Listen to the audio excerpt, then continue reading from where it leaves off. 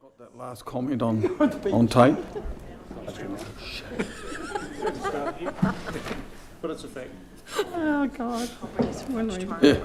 So, welcome to the second to last council meeting for this triennium. At this stage, I have apologies from Councillor Kett and Reverend Cook. Somebody like to move those? Leslie, thank you. Barry, all those in favour? Aye. Carried.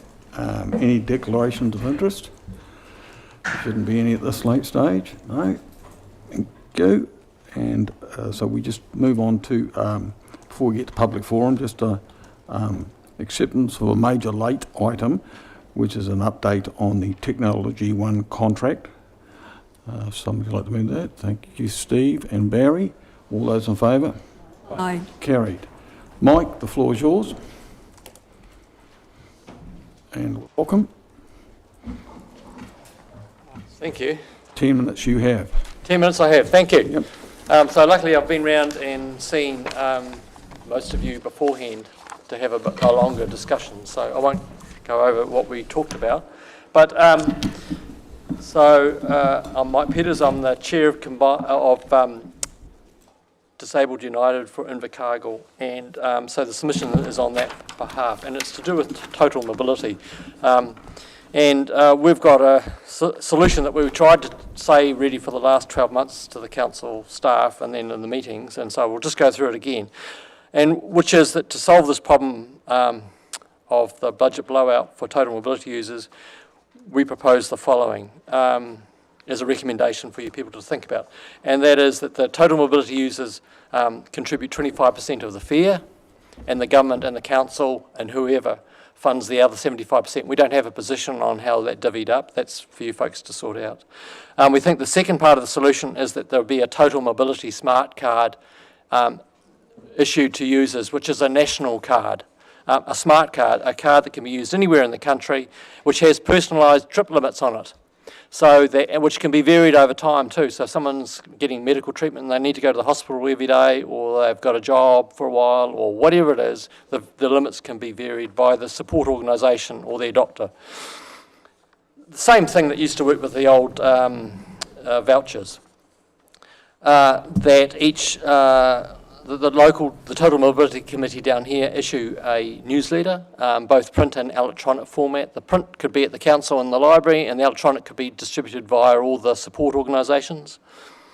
And the last thing is that we would ask that the statistics of the usage, the costs to the council, the number of cards issued, the number of service providers, the number of hoists that are in vans, the age of the vans, all that kind of data that you're already sitting on, if that could be made available, because that actually helps to clarify the issue, and because the disabled community, the people who have the total mobility cards, want to be part of the solution, and we don't want this thing to fall over. So you've got a copy of the of what we're putting forward. It's also on our website, and you'll see there's a link down there. And going forward, other issues that we will be raising with the council and future submissions will also all be publicly available on this website, with additional information, video, interviews, photographs, all the rest of it, and plans. Questions? Yeah, come to it in a minute. Just as a reflection, I would suggest to you that you forward your suggestions to NZTA, which is the New Zealand Transport Association, because one of the issues that you'll face, I guess, is that we've already made some decisions in previous meetings about the 25% user, and you'll see that's coming through.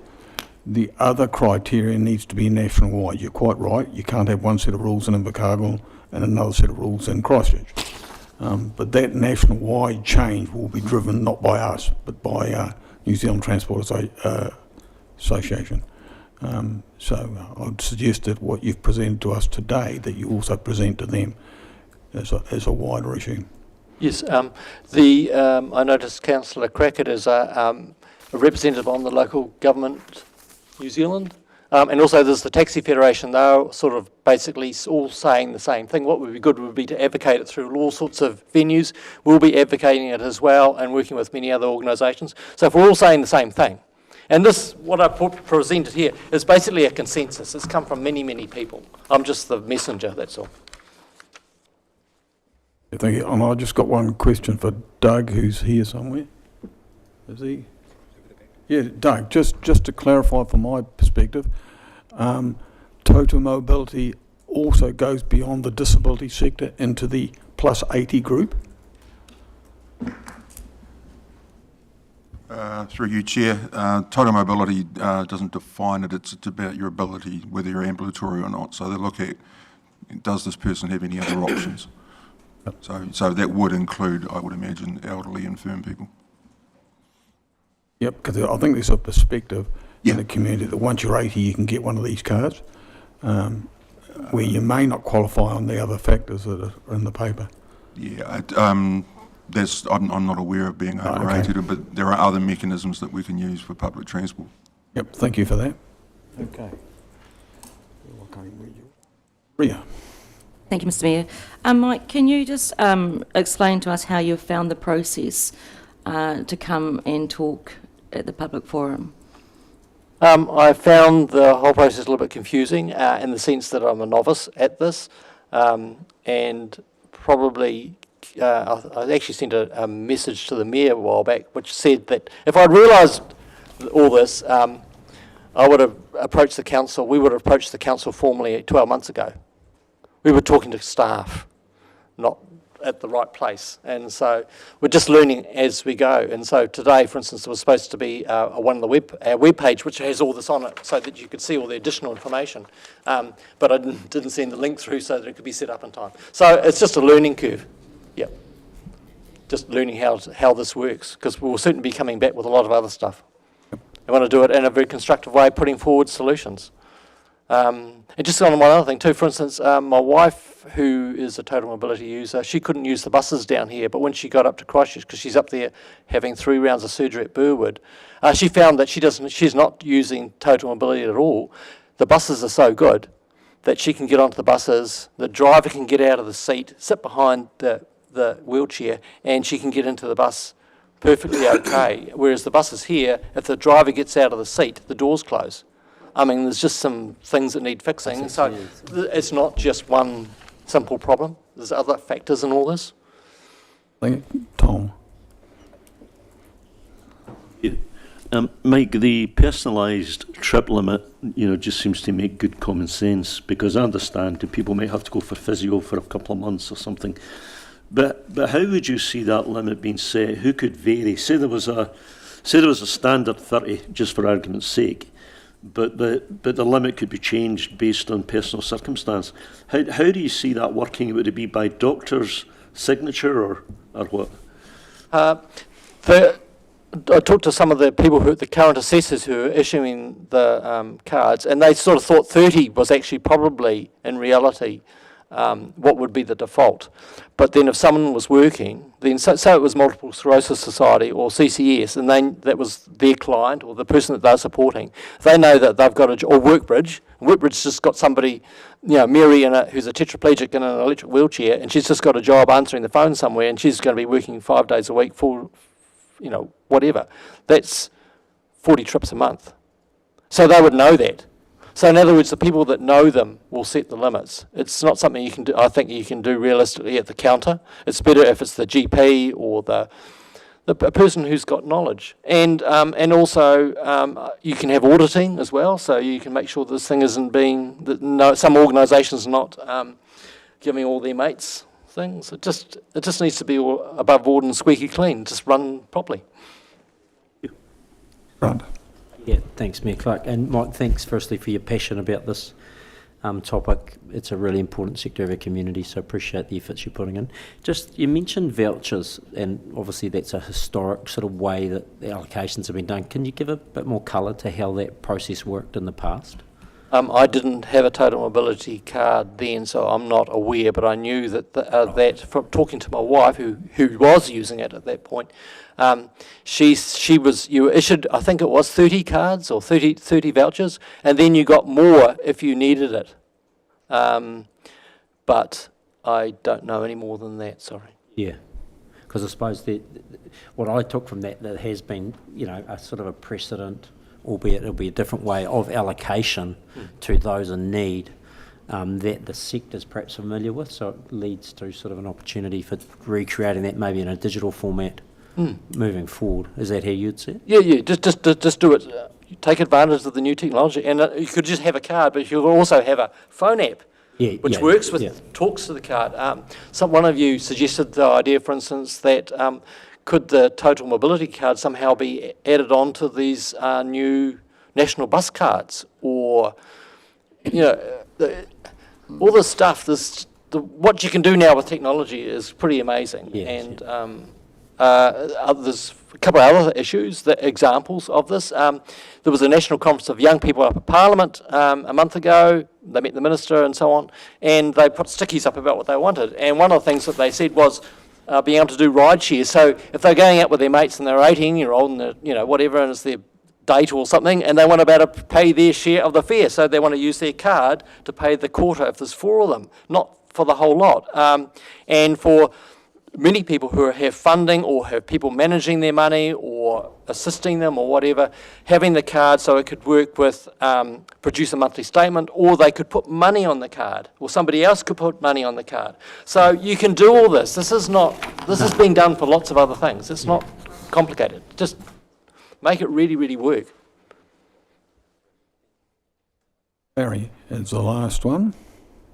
Yeah. Thanks, Mike, for coming in. Thanks for meeting up with me. I appreciate where you're coming from here because I had dislocated hip and I had to use these mobility points, and it was 30 trips I got in a taxi to go to the hospital, and very much respect where you're coming from here. Thank you. Thanks for turning up. Yep, you're welcome. Very last one is Rangi. Thank you, Chair. Look, my question is just a follow-up on S Street, the new part of S Street where we've got the open plan walking and everything. I heard there was sort of some things that didn't make it easy for the disability in the layout of chairs and gardens and... We'll be coming back to the council about all that stuff. The disabled people at the workshops before the thing was designed put forward a whole lot of issues, and frankly they were ignored by the people who designed it. And so there's a number of problems there that need to be dealt with at another time, but I can't really deal with it. There's not time to deal with it now. But they're very practical stuff, all around sort of civil engineering standards and things, and there's plenty of standards in place for them, and unfortunately they didn't seem to follow any of them.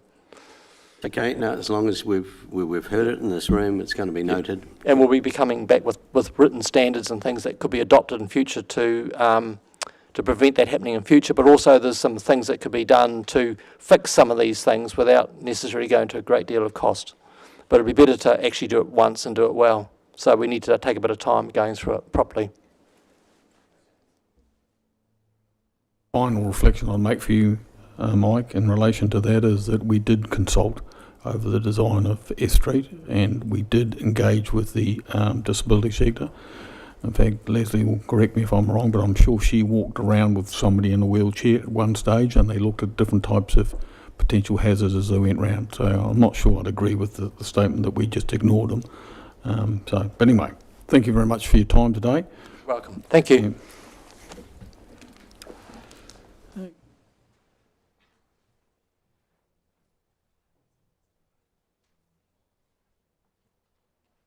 Okay, so on to item 5 I've got here, which is the minutes of the council meeting held on the 29th of July. Just need to confirm those. Moving grant. Thank you. All those in favour? Aye. Carried. The minutes of the Infrastructure and Projects Committee held on the 5th of August to be received, and there are a suite of recommendations with those. So there's 1, 2, 3, 4 clusters of recommendations. So a mover and a second, and I'll open up if there's any questions here. Grant? Yeah, I'm happy to move those. You're moving? And the Yep. recommendations, yeah. Yep. And Trish? Seconder? Okay, before we put it to the vote, are there any issues in that suite of recommendations that have come through? Mr. Mayor, sorry, just a quick question. Sorry, Alex. Sorry, it was in relation to the previous set of minutes. I just noted that I'd had a conversation around apologies and that they hadn't been updated while I was away. It's not updated in the minute. Last meeting. Are you saying that the apologies weren't correct? Well, I'm not recorded as an apology, but I'd Okay. put one in and it hasn't come. It was to be amended and it hasn't come through. I'll leave that for Michael to Yep. resolve with you. Yeah, We'll that won't be a investigate. problem. Thank you. Thank you. Any discussion around those four clusters? No? All those in favour? Aye. Aye. Carried. The minutes of the Risk and Assurance Committee held on the 7th of August. Move those. Hold it, sorry, Mr Mayor, I voted, you didn't give a chance for those against, sorry. Oh, sorry. Yeah, apologies. I voted against it during the last meeting and I'll continue to vote against. You want that specifically recorded what you were opposed to, or just that you were Well, opposed? just, yeah, and it notes that I voted against in the minutes, so Okay. I want to be consistent. Okay, thank you. Mr Mayor, I'm of the same. I voted against that in the last meeting as well. Thank you. Minutes of the Risk and Assurance Committee held on the 7th of August, and it comes with a recommendation around health, safety and wellbeing update as well. I'll move those and the recommendation. Thank you, Leslie and Grant. Any discussion about those minutes or the recommendation? There being none, all those in favour? Aye. Anybody opposed? Carried. Minutes of the Community Wellbeing and Regulatory Committee meeting held on the 12th of August, and there are two recommendations in relation to that. One around the policies of Reserve Management Plan non-comprehensive review and the local alcohol policy research report. A mover for that. Barry, thank you, and Tom. Any discussion around those two items? I'll ring a yes, thank you. Mine's regarding tab 8, the General Policies Reserve Management Plan Non-Comprehensive Review. It's been brought to my attention, this came about in 2023, and in this policy it now includes clause 6.11.2, which is a clause that if any non-conforming building is destroyed by fire or natural disaster, it can no longer be rebuilt. And unfortunately, if you match that to our Sandy Point management plan, the houses at Coopers Creek are deemed non-conforming. So concern has been raised by the Coopers Creek residents. And if I take back to the minutes, and I have the verbatim minutes from when that new policies plan was put to us, and Councillor Dermody quite rightly asked, is there anything in it that's going to catch us out, that's new, that's going to ping us? And he was told that no, it's just an amalgamation of plans and stuff, there's nothing new. Grant asked again, it's got it here, he did, and was told, no, it's not. This destruction plan, as it's destruction policy sometimes as it's known, came to council back in 2013 and was tried to be introduced, and it got shot down then in 2013. So my question to staff, why is it in this 2023 general policies reserve management thing? Can someone answer that? Why is it in there? What purpose does it serve? 6.11.2. Yep. So I've also had the same inquiry on exactly the same issue. So I have asked the Chief Executive to provide a report to that. Whether Michael or Rex would like to comment, or is that too early for that? Don't want to trap you in there, Rex. Well, I mean, I can't comment on the general purpose. You know, I'll have to investigate that. That was before my time. I will, however, comment with respect to the Sandy Point Reserve Management Plan and with respect to Coopers Creek. The fact that the Coopers Creek position has been covered by a licence to occupy for 21 plus 7 years, which suggests that they are conforming as per the Sandy Point Reserve Management or Sandy Point Domain Reserve Management Plan. thing. So in terms of a clause in another reserve management plan which says about non-conforming, I don't understand where the correlation is to the Coopers Creek. Okay, I can explain that. It's written in the draft management plan, Sandy Point draft management plan, that those cribs are non-conforming. Those words are used. It's written in the 2025, because we don't have a draft Sandy Point management plan through you, Your Worship, at the moment. We have a final approved management draft, we have a final approved reserve management plan for Sandy Point at the moment.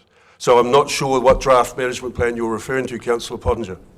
Okay, so we'll drop that one and go to the more simpler question. Why is 6.11.2 in this policy's reserve management plan? Through you, Your Worship, I said I will deal with that at a later date and come back with further information once I understand how that process and how that got put into that reserve management plan 2 years ago. Because it was asked at the time, is there anything new we should be aware of? And Mr. Dermody was told no. Through you, Your Worship, there was nothing new in the paper that was put to the committee last month in which these minutes have been referred to. What Councillor Pottinger is asking is not new as far as what I would confirm as a definition of new. It was from a process that occurred in 2023.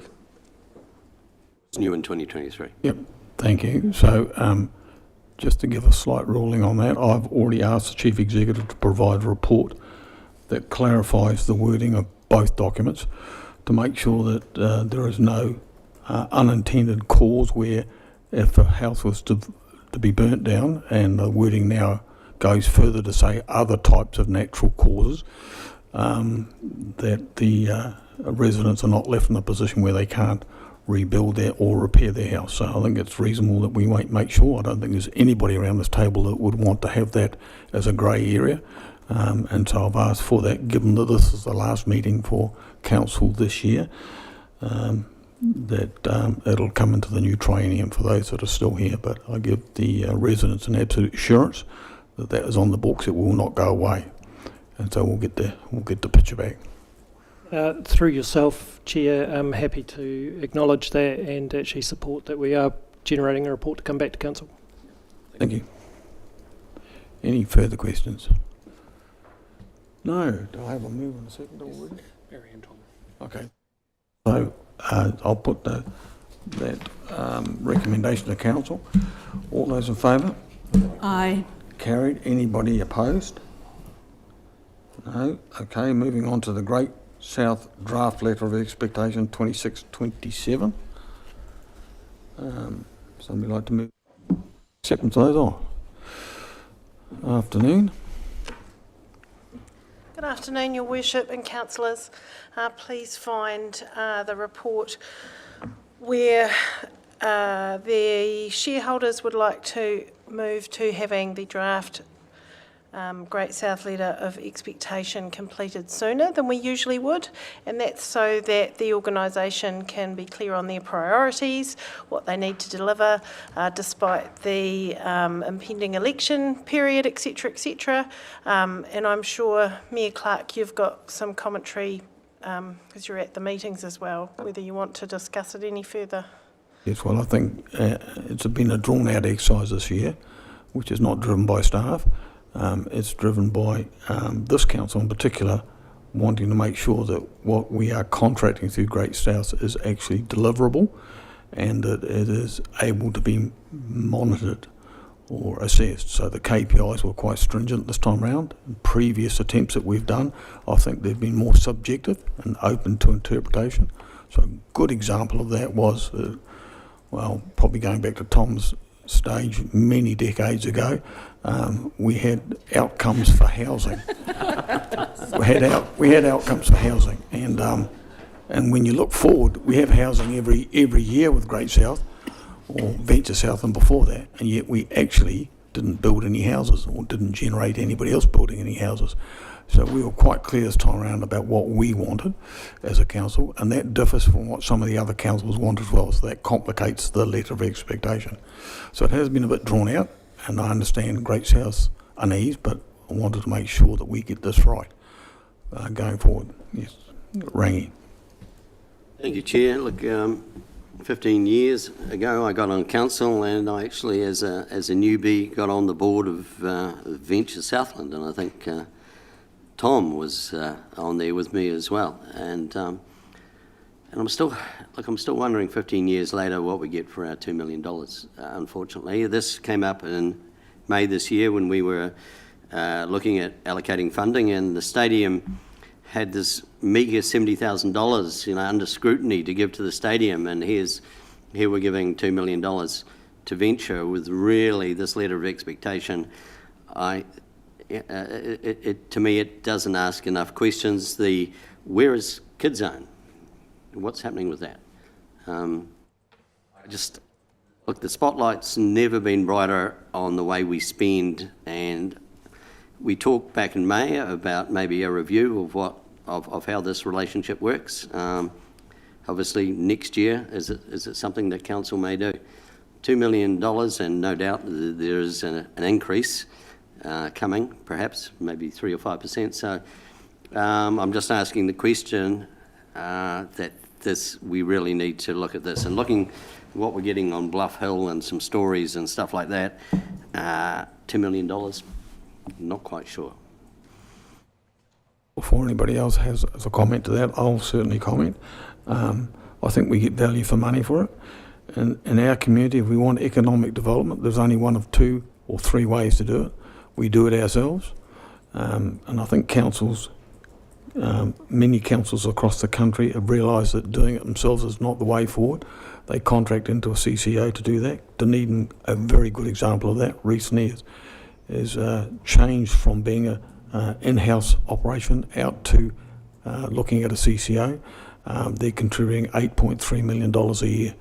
So the $2 million sounds an awfully large figure, but if it encourages things like the aquaculture industry in particular, or space ops, which hopefully if you look into the operations of space ops in a few years' time, we may be in a position where Great South will fund itself through the profits made on space ops, because there is significant growth forecast in here, and it's realistic growth. So, I mean, the other alternative is to sit back and do nothing and just expect the private sector to do it all. So I think we have an onus to try and grow the economic development and well-being of our community. So that comes at a cost. Grant. Yeah, thanks, Mayor Clark. Look, Trudy, thanks very much for your efforts in getting this through. And, I think I'm happy particularly with those outcomes for Bluff. And the backstory to that, and I think it's been raised, but it's worth raising again, was we had a community meeting there, and, what's in this letter of intent reflects what the community's asked for from Great South. And that's all about economic growth and helping the Bluff community and providers capture the economic opportunity. So, I think that's something to celebrate, and it's tangible. So that's good. I know I've been probably a bit of a critic in the past around not having measurable goals in these sorts of things, but I think we have got that. And then equally with housing, I think that's really important. If you look at 2 things where we want economic growth, we're going to need places for people to live, but equally that spreads the burden for our ratepayers. If we've got more rateable units, it makes funding our infrastructure and all the things that we need to do, our pipes and paths, but equally some of the things that we need in a community to make a community. So I think this letter reflects well what we need to be focusing on. So I'm happy to support it. Trish. I'm very happy to support this too, and I think we need to be very clear that this is not about those 3 priorities that are from our priorities. There's the regional priorities and the key enablers that we've asked in this letter of intent. I'm very happy that we've got those individual ones that we have asked, as Grant has just said, but we must look at the whole picture and see what else we have tasked them with delivering. I think that's a good reflection as well, Trish, because, I mean, if our agricultural sector in particular, which sits outside the city predominantly, isn't doing well for whatever reason and has different goals to us, then we will struggle as well. The city is primarily here to support our agricultural sector. Leslie. Thanks, Mr. Chair. Look, if we want to actually have a joined together regional development, economic development agency that delivers, then the old Venture Southland and the new Great South is the answer. Do we get value for our $2 million? Yes. Because if we did not have that agency there to be noticed by government, for instance, at a central level, remember we are competing against every other region in this country. Yep. We cannot go there individually as each little council or each little business or iwi separately. We need to go together as a joined up regional network who's got credible projects if we want central government funding, and if we actually want regional development that means things in the areas that we've said are important, like the collecting of data, the housing, the aquaculture, the energy projects, the forestry, agriculture, then we need to do that as a joined up region. The days of thinking that we can have some standalone little project that will get us central government funding, investment from private industry, whatever, they're long gone. We're competing in a nationwide and in some cases a international market environment.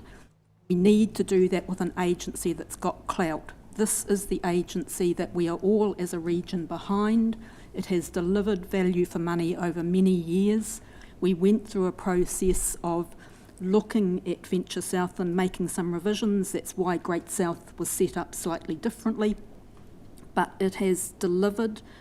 Yes, not every project has been absolutely successful. I think we all know that we would have preferred the Oats development to stay in Southland. But there's your international drivers making a difference to what turned out of that original very much Southland project. But look, if we didn't have this agency, we would be losing. We want to stay as one of the leading regions in New Zealand for producing GDP. This agency plays a big part in that. I'm very supportive that we continue very strongly with this support, and I think the statement of the draft letter of expectation is a good one. It's setting out our priorities. We've added in a few specifics Invercargill City Council wise, but those general regional priorities are really important to be there with us all behind them. Thank you. Tom. So I support Great South and I support the letter of expectation, but I do think that Councillor Pottinger has a very good point, and that is that how do we know that we're getting value for money? If we were investing $2 million in any other venture, we would expect something that showed that, that we're getting a return that was commensurate with that investment. And bearing in mind that although Great South having a regional economic development agency, and Great South fulfills that need, but it's not the only possible model for that. So I think that I do support the letter of expectation, I do support Great South, but I do think that it's reasonable to ask the question of Great South to show that it's providing value for money, which I think is a point that Councillor Pottinger's making, and I think that's a reasonable question on their part. Maria. Thank you, Mr. Mayor. I also are in support of Great South. At one time, before it became a CCO, how it performed around our country was in the top 2 of our regional economic development agencies, and there was concern when it turned into a CCO, but I truly believe that if we want to have future generations set up to be successful and bringing industries here, then we need the smartest agency to do that, and for me that is Great South. They have a lot of the data inside of the organisation to help lobby government. They are very exact in their presentations and in everything that they do. But I do take point of Councillor Pottinger's and Tom's thoughts about futures with Great South and how how actually our investment is measured back to us and how we can see that. So that would be something that I would look forward to in the next triennium to go through. Steve. Thanks, Chair. Look, I support this direction for Great South. I have been critical in the past. I think a few months ago, I said that I think you helped me, Mayor. You don't get there. You don't get this thing running well and running strong via 1,000 cuts and constant knocking. So I think I need to step up and support them as a councillor. I think this is the right direction for Great South. I think we have them honed into the right focus. If that's housing, agriculture, Bluff, energy, for example, I think they are collecting good data. They are, in my experience, I went to a housing forum, they are pulling the right people around the table. We are showing... they're showing that they can pull together the right people and get them collaborating well, and particularly around agriculture. I'm excited by an upcoming forum. It's exciting, and I think it's then fair from this to still expect delivery and outcomes and a demonstration of value, but you don't get that without, I think, indicating a support and an expectation that they will succeed in this space. And you're right on the agriculture.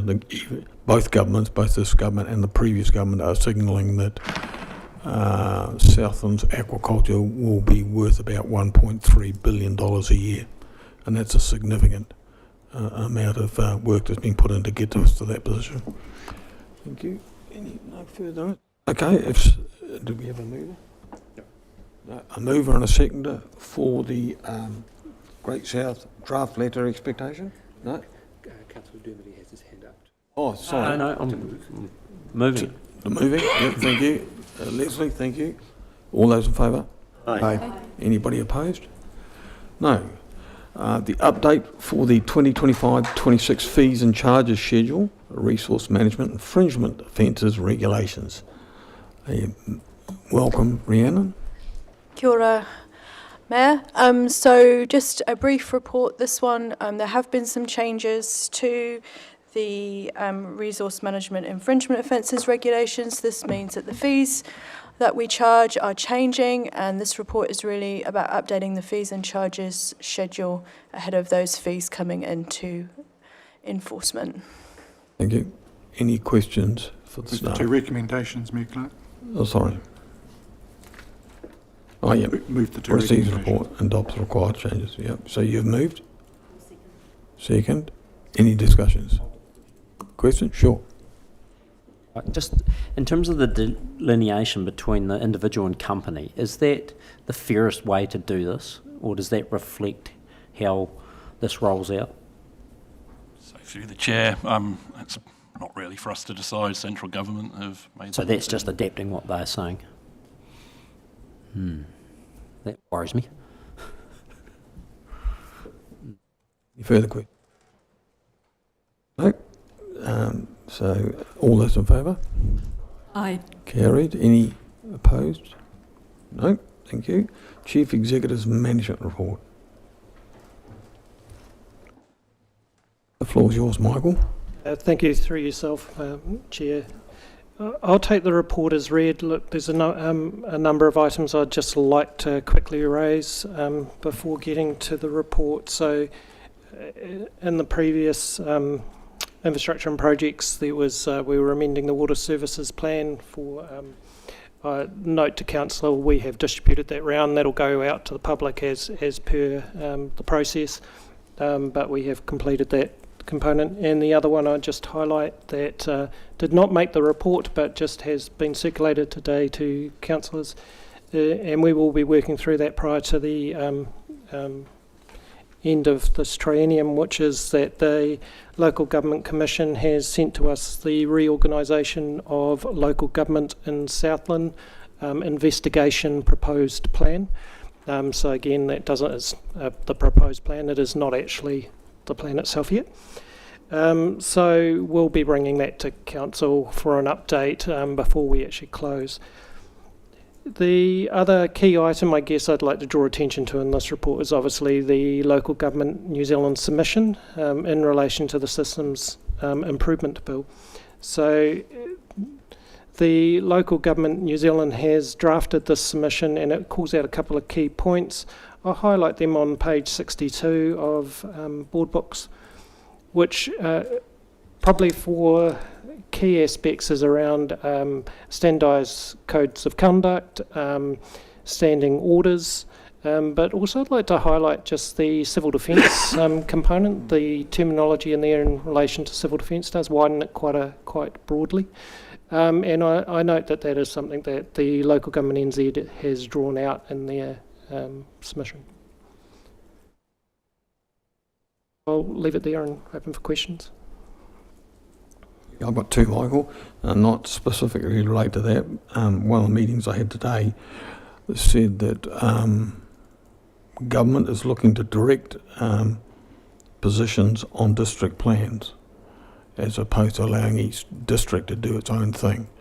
And I just wonder whether that's, and I'm putting you on the spot a little bit by asking this, but whether you think that's part of an initial step towards having regional BCAs.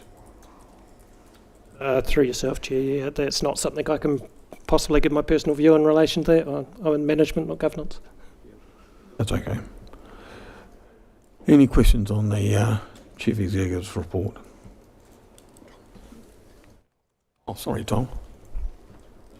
Thank you.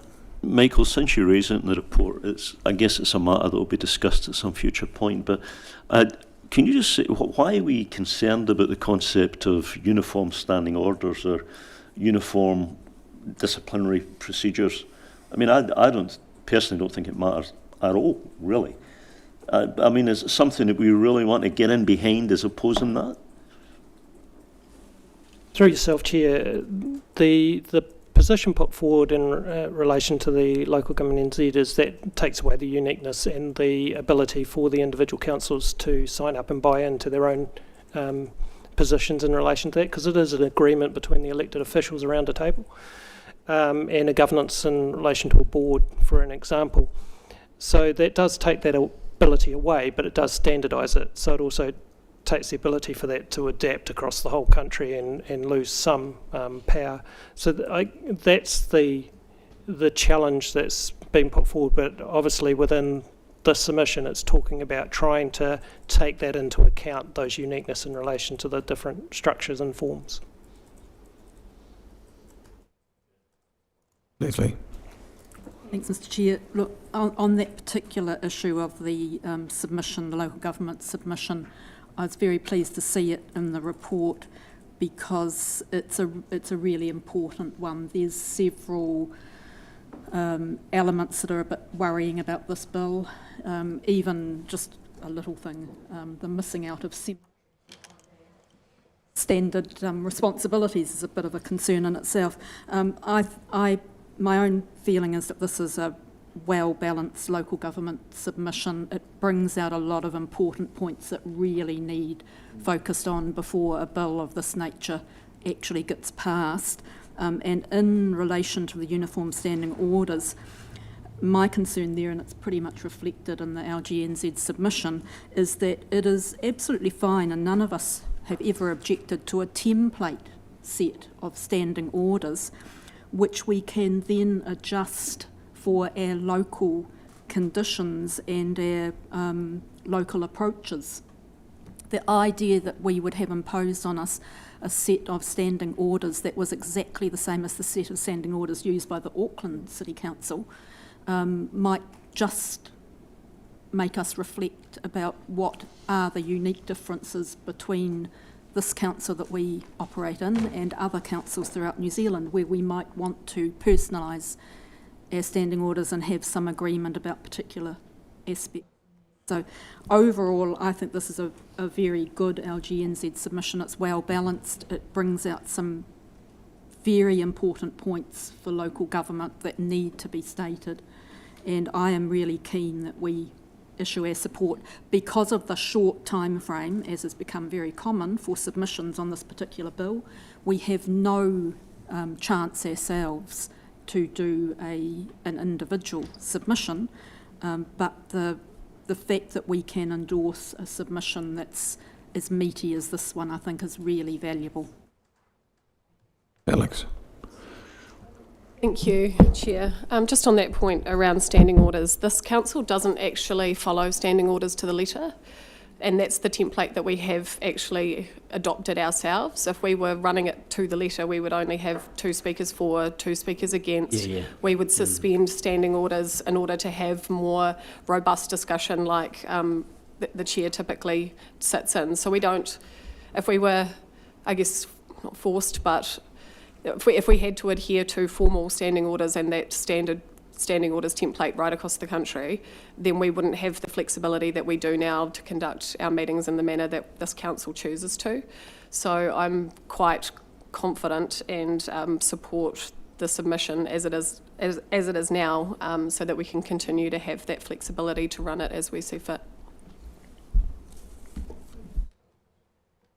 In relation to that, I sat in recently in Dunedin City Council and watched their process. So at the end of the public exclusion session, I'll give you a little bit of feedback on how their system works or doesn't work in comparison to ours, because I was quite interested to know that. But anyway, I've got a mover and a seconder. No, a mover and a seconder that we accept the Chief Executive's management report. Thank you. A seconder somewhere? Yeah, Alex, thank you. All those in favour? Aye. Anybody opposed? No, thank you very much. A mover and a seconder now that we go into public excluded. Barry and Leslie, thank you. All those in favour? Aye. Carried.